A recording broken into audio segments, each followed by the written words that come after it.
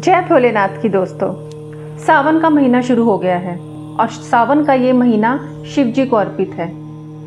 सावन के महीने में जितने भी सोमवार आते हैं या जितने भी दिन होते हैं, उन दिनों में हम भगवान भोलेनाथ की पूजा करते हैं, उनकी भक्ति करते हैं, उनके मंत्रों का जाप करते हैं और उनसे अपनी मनोकामना की पूर्ति करने के लिए कहते हैं। हमें लाइफ में जो भी प्रॉब्लम्स चल रही होती हैं, उनका निवारण करने के लिए हम उनसे प्रार्थना करते हैं। लेकिन दोस्तों, क्या आप जानते हैं कि जिस तरह से भगवान शिव जी को हम सोमवार के व्रत रखते हैं और उसमें हम कुछ चीज़ें उन्हें अर्पित करते हैं, वो किसी और देवता को नहीं चढ़ाई जाती। हम भोलेनाथ को अर्पित करते हैं भांग, धतूरा, बेलपत्र। ये क्या किसी और देवी देवता को चढ़ाए जाते हैं? नहीं ना। इसी तरह भगवान भोलेनाथ को भी कई चीज़ें ऐसी हैं जो उन्हें अर्पित नहीं करनी चाहिए। इसके बारे में मैंने अपनी वीडियोस जो पहले बनाई हैं सावन की, उसमें आप देख सकते हैं मैंने कुछ चीज़ों के लिए नियम बताए हैं। वैसे तो भगवान भोलेनाथ हैं, इनका नाम ही भोलेनाथ है और बहुत भोले हैं। आपकी सब गलतियों को, हमारी सब गलतियों को वो माफ़ करने वाले हैं। फिर भी कुछ नियम होते हैं जिन नियमों का हमें पालन कर लेना चाहिए। अब जैसे भगवान भोलेनाथ को भांग, धतूरा, बेलपत्र चढ़ाते हैं, वो किसी और देवी देवता को नहीं चढ़ाया जाता। उसी तरह भोलेनाथ को शंख नहीं चढ़ाया जाता, तुलसी के पत्ते नहीं चढ़ाए जाते, नारियल नहीं चढ़ाया जाता, हल्दी नहीं चढ़ाई जाती।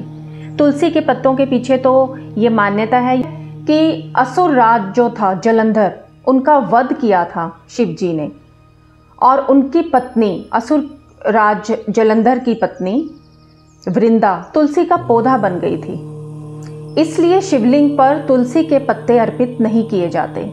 अब शंख की अगर हम बात करें तो शंखचूड़ एक असुर था जिसका वध शिव जी ने किया था और उनका वध करने की वजह से शंख को उनकी पूजा में अर्पित नहीं किया जाता। और वैसे भी शंख जो है भगवान श्री हरि विष्णु को बहुत प्रिय है।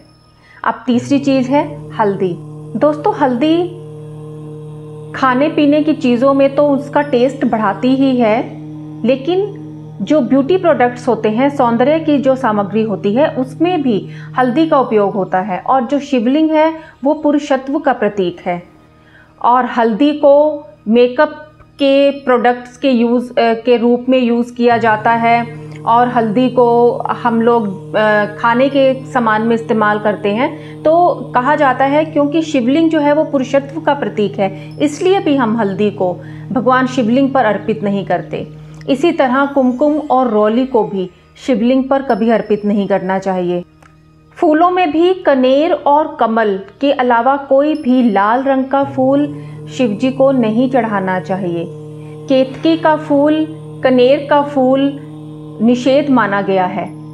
इसी तरह नारियल पानी से कभी भी शिवलिंग का अभिषेक नहीं करना चाहिए। वैसे नारियल को लक्ष्मी स्वरूप माना गया है और नारियल का जो पानी है वो हम दूसरी पूजा की सामग्री में और कच्चा नारियल और पानी वाला नारियल हम इस्तेमाल करते हैं और नारियल के पानी को प्रसाद के रूप में ग्रहण करते हैं।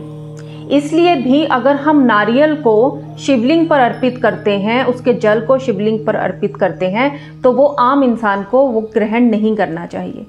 इसलिए नारियल को भी निषेध माना गया है शिवलिंग पर अर्पित करने के लिए। तो ये थी वो कुछ चीज़ों के बारे में जानकारी जो शिव जी को सावन के महीने में और वैसे भी आम दिनों में भी जब आप सोमवार के व्रत रखते हैं, तो ये चीज़ें आप कोशिश करें भगवान शिव जी को आप अर्पित ना करें, क्योंकि इससे आपको पूजा का फल नहीं मिलेगा, इनफैक्ट आपको नुकसान ही होगा। वैसे तो भगवान भोलेनाथ हैं, गलतियों को माफ़ कर देते हैं और जल्दी से मनोकामनाओं की पूर्ति करते हैं, छोटे छोटे उपायों से ही खुश हो जाते हैं। लेकिन फिर भी हमें ध्यान रखना चाहिए कि किस व्रत के, किस देवी देवता के कौन से नियम हैं और उन नियमों का किस तरह से हमें पालन करना चाहिए। अगर हम उसके अकॉर्डिंगली ही चलते हैं तो हमें जो रिज़ल्ट देखने को मिलते हैं वो बहुत ही अच्छे, असरदार और जल्दी मिलते हैं, बशर्ते आपके मन का भाव अच्छा हो और सच्चा हो।